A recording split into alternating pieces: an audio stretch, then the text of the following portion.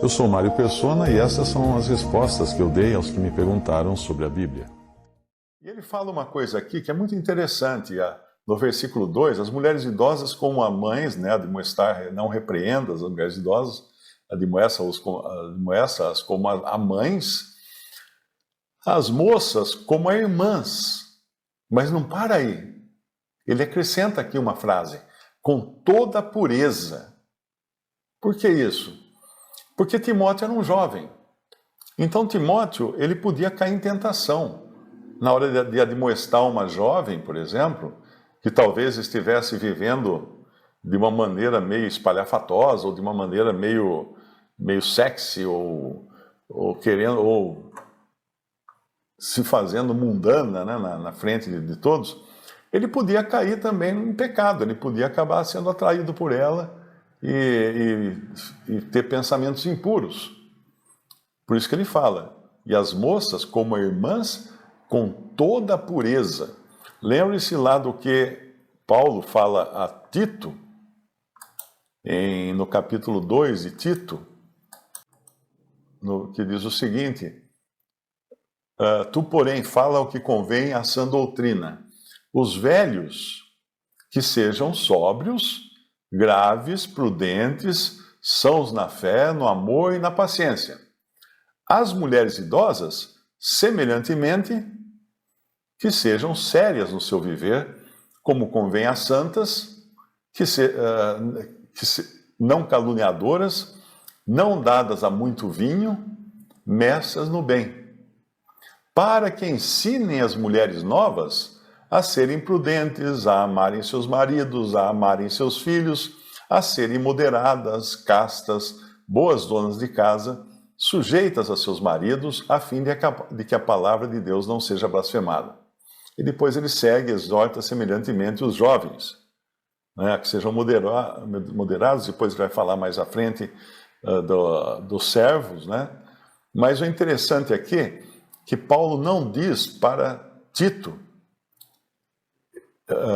falar às mulheres novas, para ensinar as mulheres novas. Ele diz para ele ensinar as mulheres idosas, para que essas, no versículo 4, ensinem as mulheres novas a serem prudentes, a amarem seus maridos, a amarem seus filhos, a serem moderadas, castas, boas donas de casa, etc, etc. Por que isso? Porque ao querer ensinar as jovens, Tito podia cair em pecado. Eu li que as estatísticas, né, das igrejas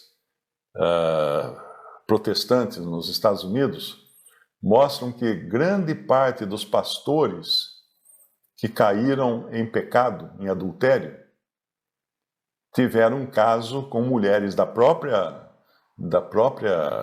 igreja, né, ou da própria instituição, quando começaram a fazer aconselhamento com elas. Então o pastor tem lá a sala dele, o escritório dele, chega uma mulher triste porque o marido está abandonando ela, porque está acontecendo tudo de ruim na vida dela, etc.